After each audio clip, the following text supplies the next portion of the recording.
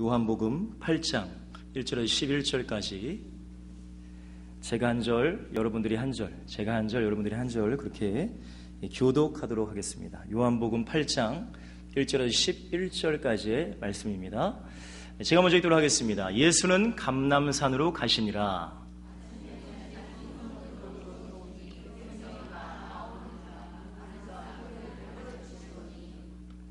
서기관들과 바리새인들이 음행 중에 잡힌 여자를 끌고 와서 가운데 세우고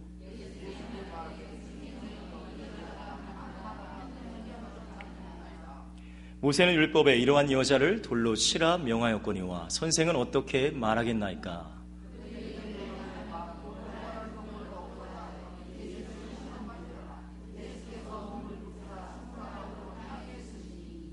그들이 묻기를 마치 아니하는지라. 이에 일어나 이르시되 너희 중에 죄 없는 자가 먼저 돌로 치라 하시고 그들이 이 말씀을 듣고 양심의 가책을 느껴 어른으로 시작하여 젊은이까지 하나씩 나가고 오직 예수와 그 가운데 섰는 여자만 남았더라.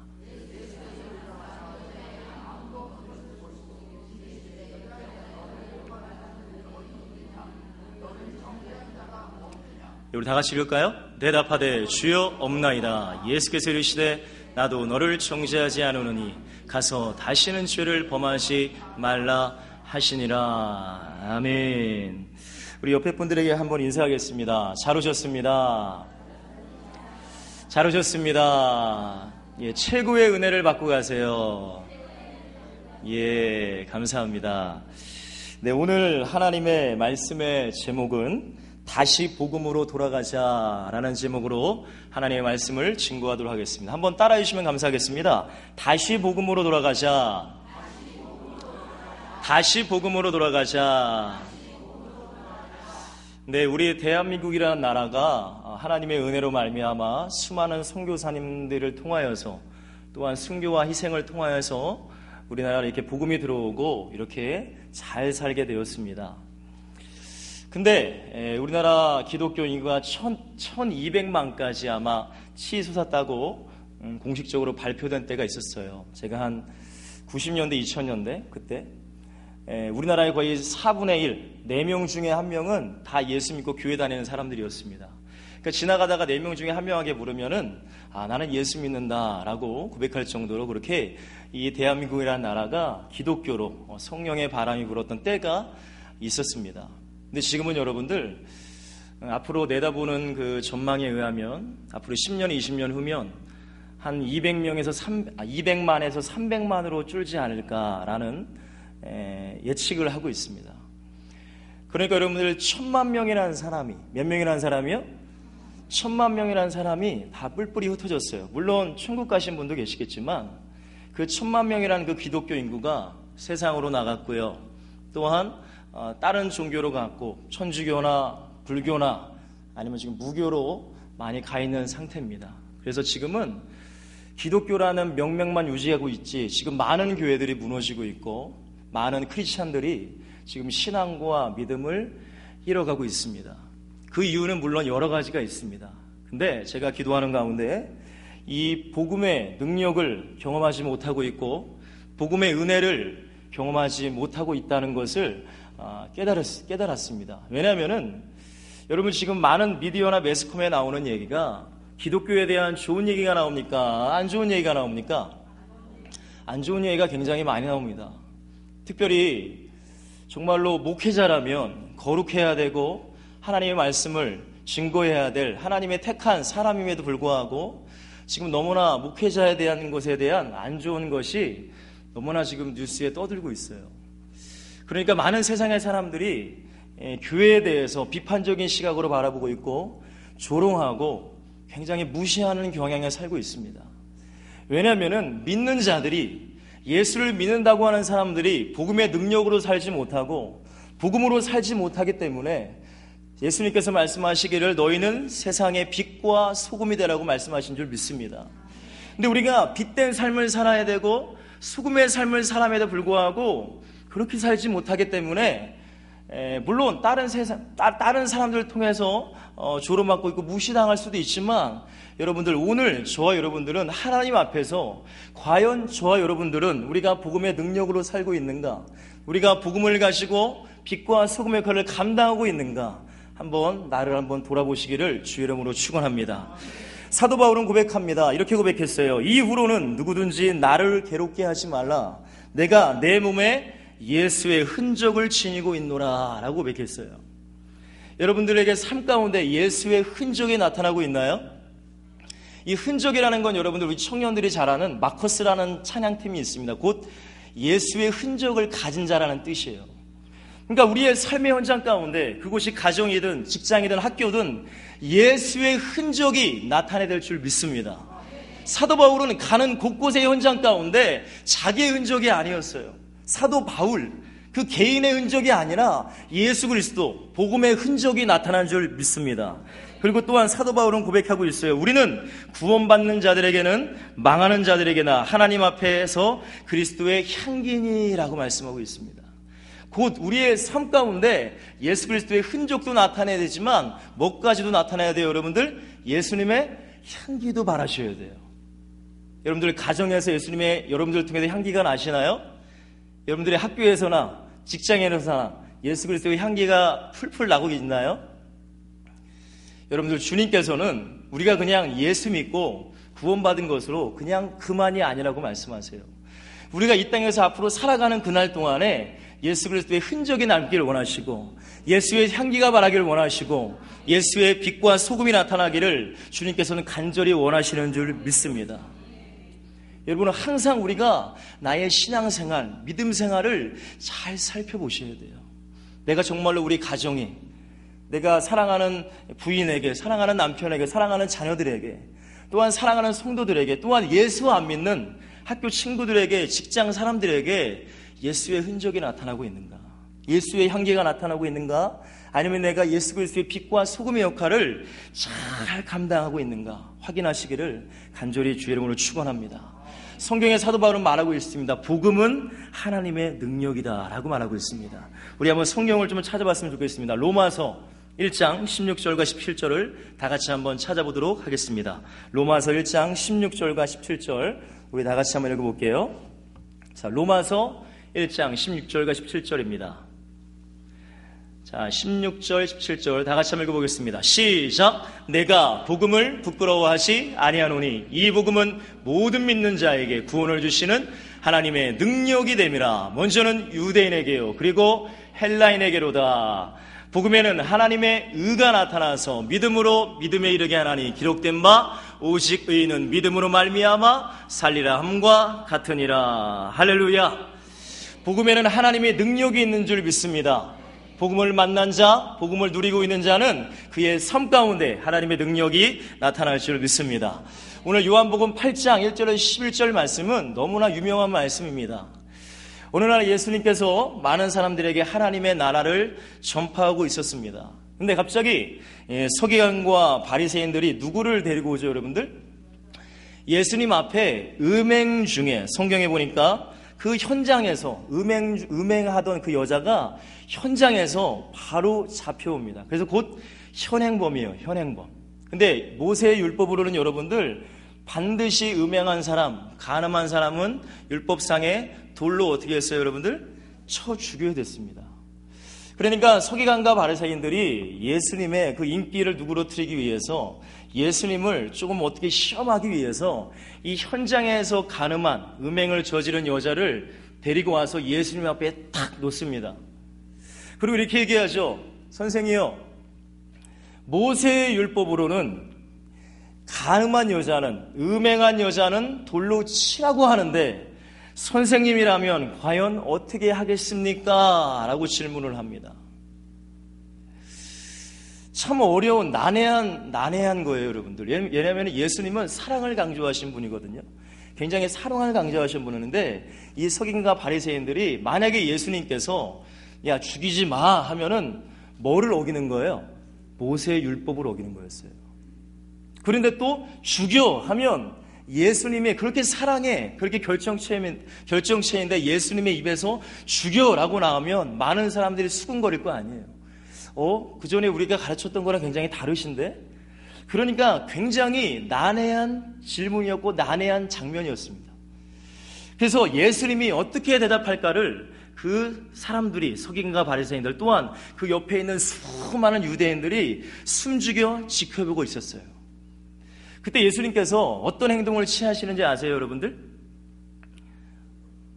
대회 때는 서로 질문하고 답변하면 안 되나요? 할 수 있죠? 예수님께서 어떻게 하셨어요, 여러분들? 아무 말씀도 안 하시고 땅에다 먼저 뭘 쓰십니다. 그리고 나서 일어나셔서 예수님께서 말씀하시죠. 너희 중에 죄가 없는 자가 먼저 돌로 치라라고 말씀하세요. 그리고 다시 한번 바닥에다 어떤 글을 쓰십니다. 그 글은 뭔지는 몰라요. 근데 많은 분들이 추측하건대 아마 이런 추측을 할 수도 있을 것 같습니다. 서기관과 바리새인들 앞에, 서기관과 바리새인들은 여러분들 율법으로 완전하게 살았던 사람이에요. 그러니까 겉으로 봤을 때는 죄가 있나요, 없나요? 죄가 없었습니다. 근데 여러분들, 예수님은 겉모습만 보시는 분이세요? 아니면은 마음의 중심을 보시는 분이세요? 예수님은 우리의 마음의 중심을 보시는 분일 줄 믿습니다. 그러니까 서기관과 바리새인들이 아무리 겉으로는 율법으로 치장하고 율법을 지켰을지라도 예수님은 그들의 마음 안에 있는 악한 그런 죄를 분명히 예수님은 알고 계셨어요. 그러니까 추측하건대 그들 아래에 있는 죄를 아마 쓰지 않았을까라는 추측을 하시는 분들이 굉장히 많으시더라고요.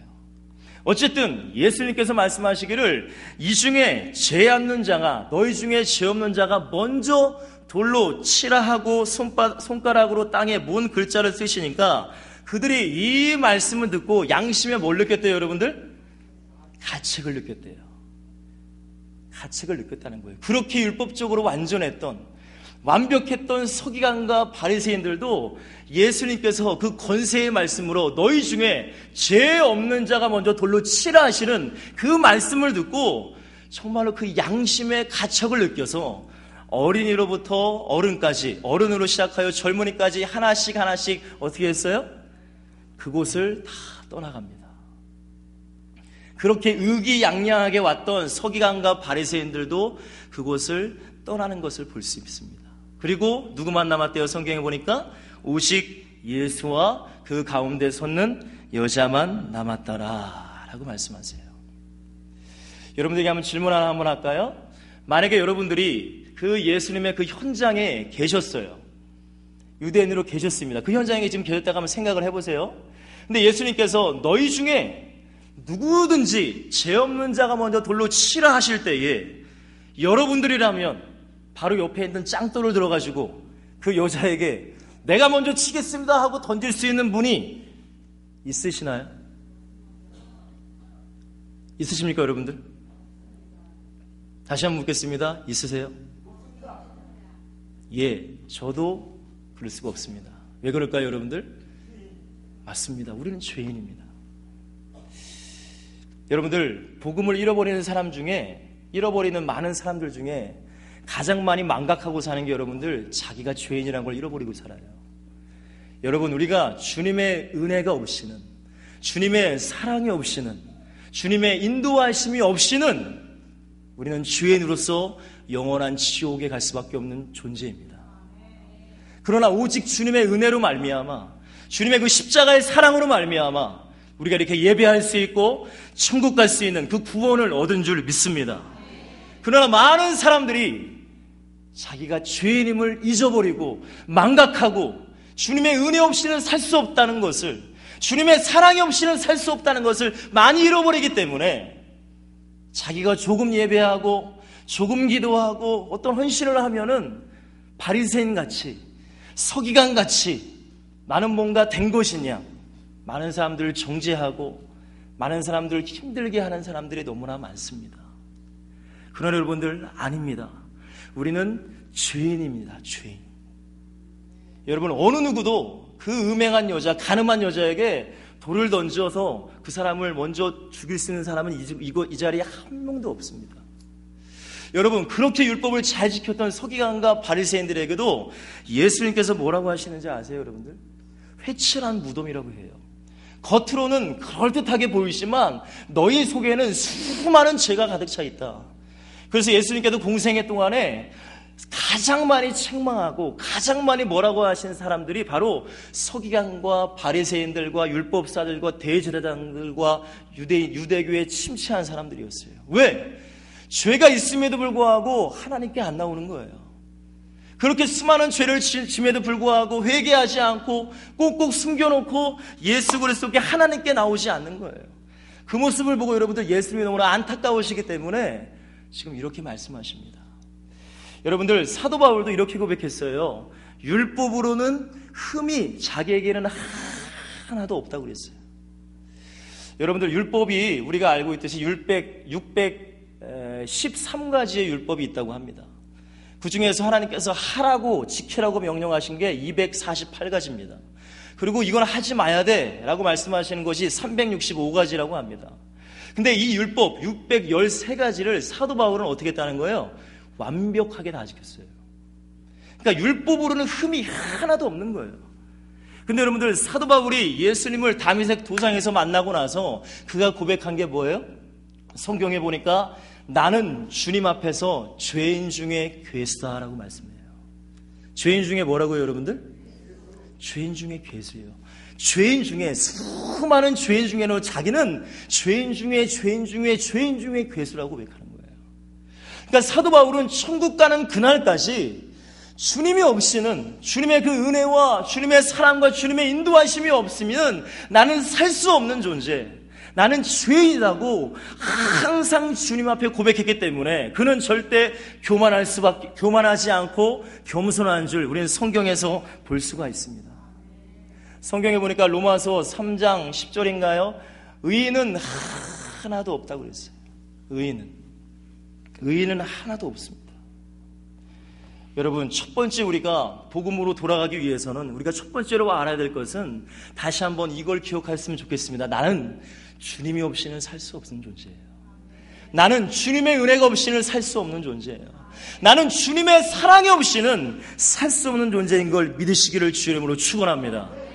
그러니까 우리는 주님의 은혜가 필요합니다. 주님의 말씀이 필요합니다. 성령 인도가 필요합니다. 여러분, 신앙생활, 믿음생활 승리하시기를 주의 이름으로 간절히 축원합니다. 그리고 두 번째입니다. 다 죄인이었어요. 그러니까 다 떠나갔어요, 여러분들. 그러니까 결국 예수님과 그 음행한 여인만 남았습니다. 그때 예수님께서 그 여자에게 물으시죠. 우리 10절 다 같이 한번 읽어볼까요, 여러분들? 자, 10절입니다.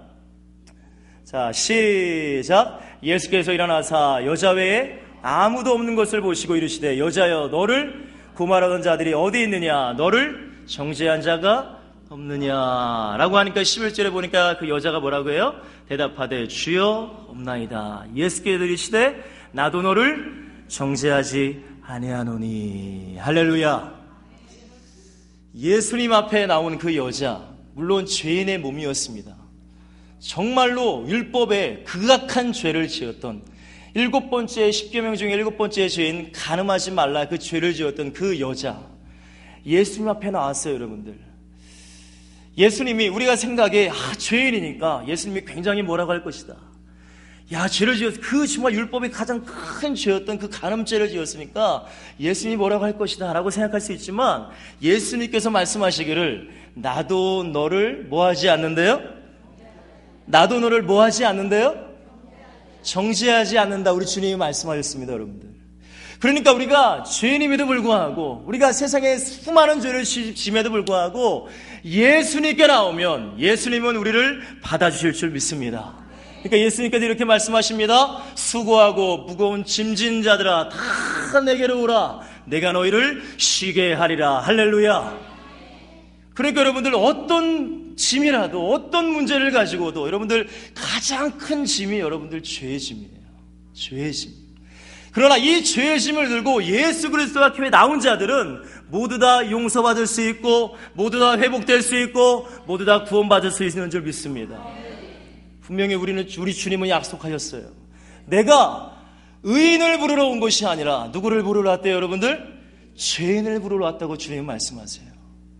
여러분들이 지금 나는 죄 아무것도 안 졌는데 난 하나님 말씀대로 살았는데 그러면 은혜가 안 됩니다.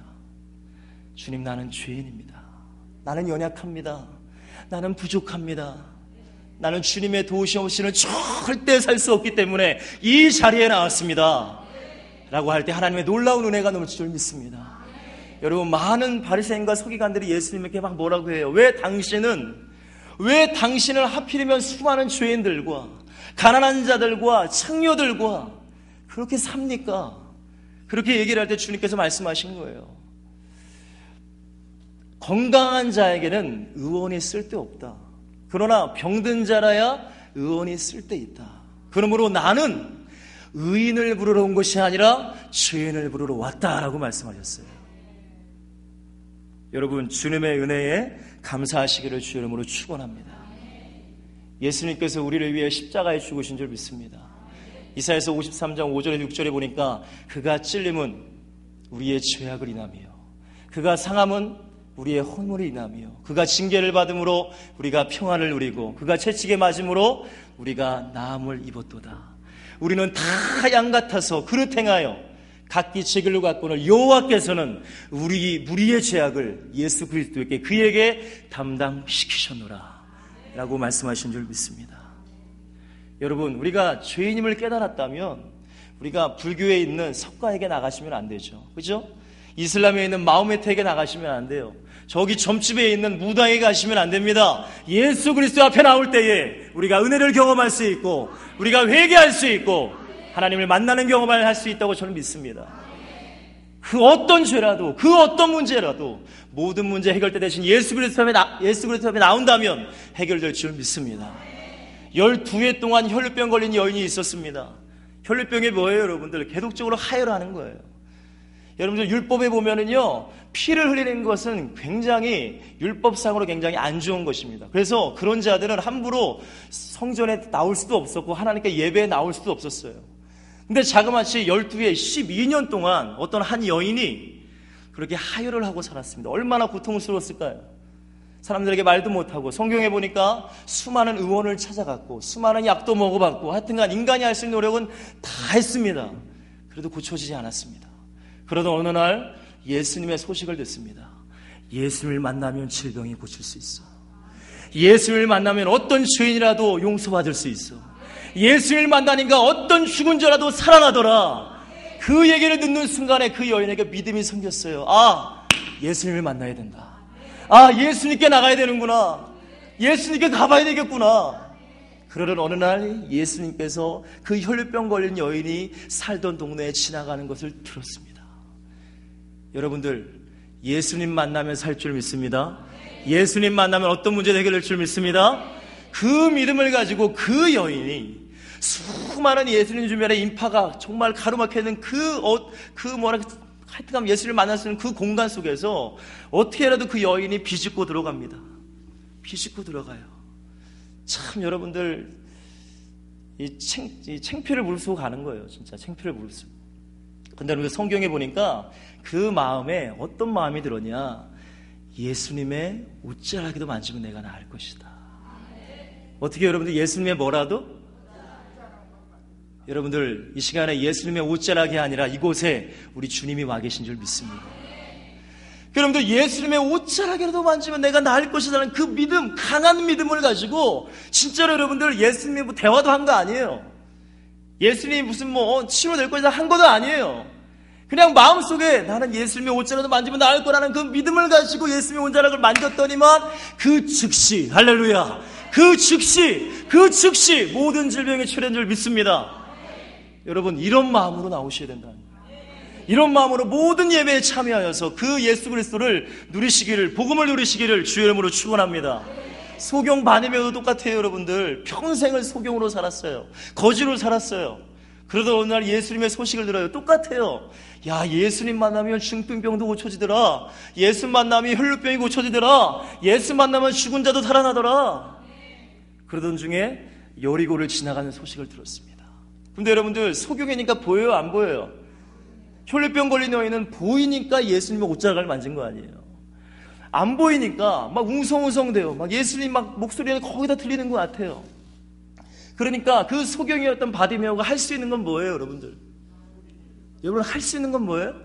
안 보이니까 할 수 있는 건 목소리밖에 없는 거예요. 그래서 여러분들 뭐라고 고백하죠, 여러분들? 같이 한번 해볼까요? 다윗의 자손 예수여 나를 불쌍히 여기소서. 이렇게 고백해요. 근데 여러분들 그러면 좀 예수님이 좀 들어주셔야죠, 그죠? 예수님이 들어주셔야지. 근데 예수님 못 들으시는 것 같아. 근데 문제는 주변에서 여러분들 그 바디메오의 그 목소리가 되게 시끄러웠나 봐요. 그리고 뭐라고 해요? 성경에 보니까 잠잠하라 합니다. 조용해. 야, 예수님이 지금 제가 너무 시끄럽게 하는 거 아니야? 그때 여러분들이랑 뭐라고 하실 거예요? 네. 그게 귀에 눌려가지고 네 그러실 거예요? 아닙니다. 소경 바디메오는 누구 만나야 살아요? 누구 만나야 살아요? 여러분은 누구 만나야 살아요? 예수 만나야 살죠? 그러니까 여러분들 누가 뭐라고 할지라도 가만히 있어야 돼요. 더 소리쳐야 돼요. 더 소리쳤어요, 바디메오는. 다윗의 자손 예수여 나를 불쌍히 여기소서. 이렇게 고백하니까 예수님이 지나가는 길을 어떻게 하세요? 탁 멈추시고 야, 누가 나를 부른다, 쟤를 데려오라 라고 말씀하세요. 바디메오가 있는 거두, 거지 같은 거두를 다 내팽개치고 예수님 앞에 엎드립니다. 그때 여러분 예수님께서 뭐라고 하세요? 내가 너에게 무엇을 해주길 원하니? 그때 솔직하게 소경 바디메오는 말합니다. 보기를 원합니다. 보기를 원합니다. 보기를 원합니다. 그러니까 주님 뭐라고 말씀하시냐면 내 믿음이 너를 구원하였느니라 라고 말씀하신단 말이에요. 여러분들 우리가 예수님 앞에 나올 때에 그냥 나오시면 안 됩니다. 간절한 마음으로 믿음을 가지고 나오시기를 주의 이름으로 축원합니다. 그러면 내가 어떤 문제를 가지고 왔든지, 어떤 죄짐을 가지고 왔든지, 어떤 자녀의 문제든 가정의 문제든 수많은 문제를 가지고 나왔든지 모든 문제 해결 때 대신 예수 그리스도가 다 해결해 주실 줄 믿습니다. 이 가늠한 여인도 예수님께서 말씀하시기를 나도 너를 정죄하지 않는다고 했어요. 누가 너를 정죄할 수 있느냐? 아무도 정죄할 수 없다. 나에게 나왔으니 나는 너를 용서한다 말씀하시는 거예요. 예수 그리스도 앞에 나오시기를 주의 이름으로 축원합니다. 마지막 세 번째입니다. 여러분들 이러고 끝난 게 아니에요. 야, 나 예수님 믿었어. 난 자유해. 예수님이 나의 죄를 모두 용서해 주셨어. 야, 나는 행복해. 여러분들 이러고 끝나는 게 아닙니다. 11절 마지막 절에 예수님께서 그 여인에게 다시 한번 하신 말씀이 사실 오늘 우리에게 가장 중요한 말씀입니다. 사실 우리 11절을 다 같이 한번 읽어보겠습니다. 시작. 대답하되 주여 없나이다. 예수께서 이르시되 나도 너를 정죄하지 아니하노니 가서 다시는 죄를 범하지 말라 하시니라. 아멘. 예수님께서 뭐라고 하셨어요, 여러분들? 나도 너를 정죄하지 않는다. 그러나요, 여러분들. 이걸로 끝난 게 아니에요. 여러분, 이걸로 끝났다고 생각하면 오산입니다, 여러분들. 분명히 예수님께서 말씀하신 그 가늠한 여인에게 확실히 말씀하세요. 다시는 죄를 범하지 말라라고 말씀하셨어요. 여러분, 우리가 너무나 오해하고 있는 게 너무나 많습니다. 야, 나는 예수 그리스도 말만 구원받았어. 난 자유해. 로마서 8장 1절에서 2절 보니까 그러므로 이제 그리스도 예수 안에 있는 자에게는 결코 정죄함이 없나니 그리스도 예수 안에 있는 생명의 성령의 법 죄와 사망의 법에서 너희를 해방하였습니다. 야, 나는 해방됐어. 이것만 아시면 안 된다는 거예요. 분명히 예수님께서 말씀하시길 뭐라고 하세요? 다시는이에요. 다시는. 너가 그 간음죄를 져서 나에게 와서 용서를 받았어. 근데 그 용서를 받고 그 은혜를 경험하고 그 사랑을 경험했음에도 불구하고 다시금 또 네가 가서 간음한다. 그거는 안 된다는 거예요. 다시금 우리가 하나님의 은혜를 받고 경험하고 그 놀라운 은혜를 경험했지만 다시금 내가 세상에서 다시금 내가 똑같은 죄의 자리에 간다. 그거는 돼요? 안 돼요? 그거는 안 되는 거예요, 여러분들. 그거는 진정한 복음을 만난 자가 아닙니다. 제가 앞에 서두에서 수많은 그리스도인들이 왜 예수의 흔적을 남기지 못하고 왜 예수의 향기를 바라지 못하고 왜 예수 그리스도의 빛과 수금의 역할을 감당하지 못하느냐? 바로 이걸 모르기 때문에 그래요. 이걸 모르니까 예수님께서 말씀하실 다시는 죄를 범하지 말라는 거예요. 다시는 그 죄의 자리로, 다시는 그 세상의 자리로 가지 말라는 거예요. 이것이 복음을 만난 자인 줄 믿습니다. 여러분, 복음은요, 어떤 사람이라도 변화시킬 수 있습니다. 그 사람이 어떤 살인죄를 저질렀던, 어떤 간음죄를 저질렀던, 어떤 인간이 가장 악한 죄를 저질렀던, 복음을 만난다면, 십자가를 만난다면, 살아계신 그 예수 그리스도를 만난다면, 여러분들 마음만이 변하는 게 아니에요. 내 생각이 변화될 줄 믿습니다. 내 삶이 변화될 줄 믿습니다. 여러분, 내 삶을 변화시키지 못하는 복음이 무슨 복음입니까? 여러분? 내 삶을 변화시키지 못하는 그 십자가의 은혜가, 예수님이 여러분들 우리의 죄를 다 담당하시고 그 십자가에 지셨어요. 제가 어제 우리 어떤 학생과 잠시 대화를 하다가 이런 얘기를 들었습니다. 그 학생이 남자친구가 있나 봐요. 남자친구가. 그 남자친구가 있는데 학교에서 그 남자들끼리 이제 같이 게임을 하다가 그 친구가 걸려가지고 하여튼간 엄청 두드려 맞았대요. 5대를 두드려 맞는데 한 2대 맞을 때에, 누가 맞을 때예요? 누가 지금 맞고 있는 거예요 지금? 지금 제가 이제 여학생의 입장이에요. 여학생의 입장인데 그 남자친구가 지금 맞고 있는데 그 여자친구의 입장에서는 그 마음이 아무렇지도 않아야 돼요. 아무러야 돼. 하여튼 뭔가 마음이 뭔가 좀 그래야 돼요. 어때요 여러분들?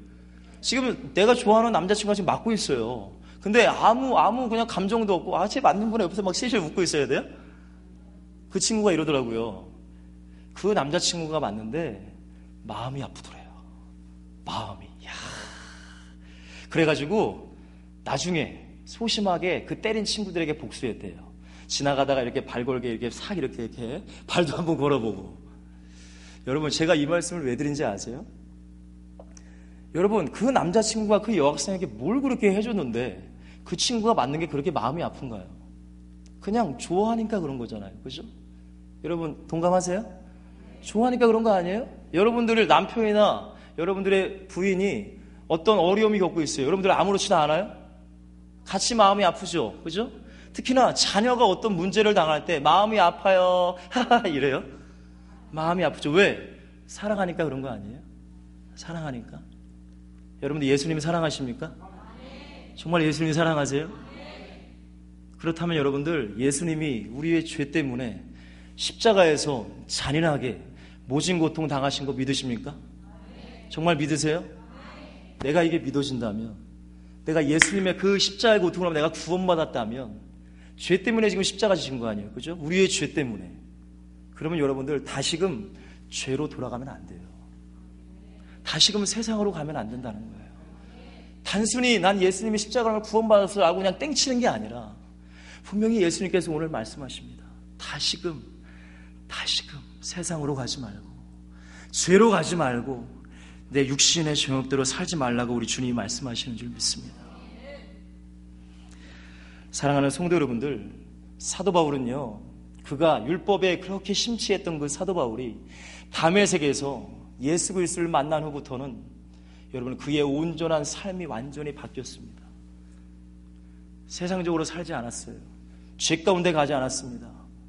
그렇기 때문에 사도 바울이 고백하기를, 나는 그리스도 예수를 얻기 위하여 세상의 모든 것을 뭘로 여겼대요?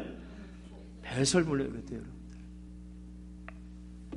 사도 바울은 이렇게 고백합니다. 내가 그리스도와 함께 십자가에 못 박혔나니 그런즉 이제는 내가 사는 것이 아니에요. 내 안에 계신 예수 그리스도가 사시는 것이라.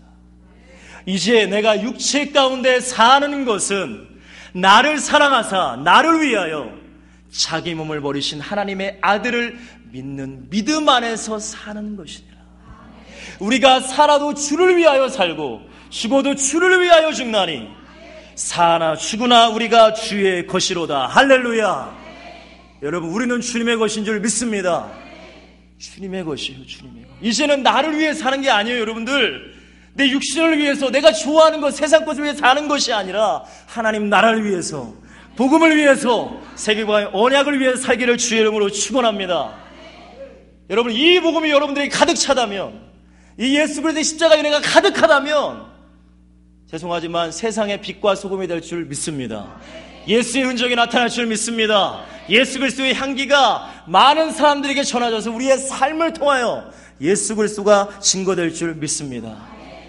여러분들, 복음으로만이 죄를 이길 수 있습니다. 복음으로만이 세상을 이길 수 있습니다. 복음으로만이 이 육신의 정욕을 이길 수 있습니다. 그렇기 때문에 예수님께서 말씀하셨어요. 너희가 환난을 당하나 담대하라, 내가 세상을 이기었노라 라고 말씀하셨어요. 이기신 주님이 어디 계세요, 여러분들? 이기신 그 주님이 어디 계세요, 여러분들? 이기신 그 주님이 어디 계세요?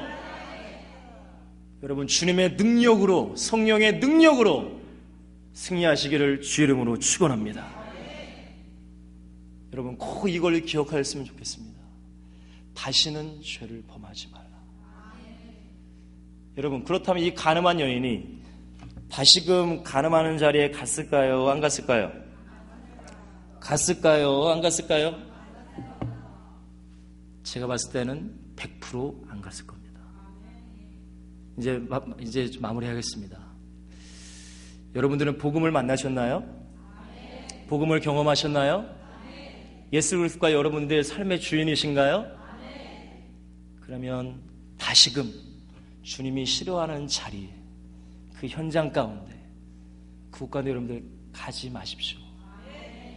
그럴 때 여러분들의 삶 가운데 그 복음의 능력이 나타납니다. 그리스도의 은혜가 넘칠 줄 믿습니다. 꼭 승리하시기를 주의 이름으로 축원합니다. 우리 마지막으로 말씀 제목 큰 목소리로 한번 힘차게 한번 따라 읽고 마치도록 하겠습니다. 다시 복음으로 돌아가자. 다시 복음으로 돌아가자. 다시 십자가로 돌아가자. 다시 십자가로 돌아가자. 다시 언약으로 돌아가자. 다시 말씀으로 돌아가자. 다시 성경으로 돌아가자. 할렐루야. 기도하겠습니다.